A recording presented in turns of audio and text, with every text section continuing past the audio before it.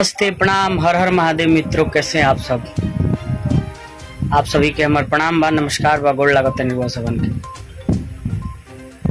और स्वागत करता नहीं अपना लाइव में। आप सब ज्यादा से ज्यादा जुड़ी, आप सब हमारा पेज के माध्यम से जुड़ी रहो। सब है गाना बा बहुत ही अच्छा बा। आप सबसे नव निवेदन बा कि रोज सबन गाना के चंदन चंचल इंटरटेनमेंट यूट्यूब पे जाके रोज सबन देखी। वीडियो 1 से 2 दिन में डलाई, ऑडियो भी डलले बानी।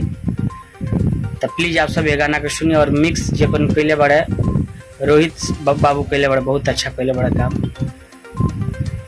और ये गाना के प्लीज आप सबसे नम्र निवेदन बा कि चंदन चंचल इंटरटेनमेंट पर वो सबन जाके गाना की सुनी। अगर अच्छा लगे हम बजावत तनी तो वो सबन शेयर मार दें भैया सब।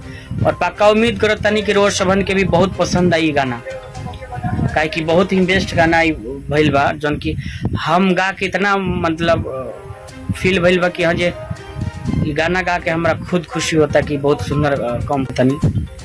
महादेव सभी के बनौले रही, जहाँ भी रही आप स्वस्थ रही, मस्त रही। यही के साथ आप सबसे तब तक आप सब देही विदा। हर हर महादेव, जय भोले।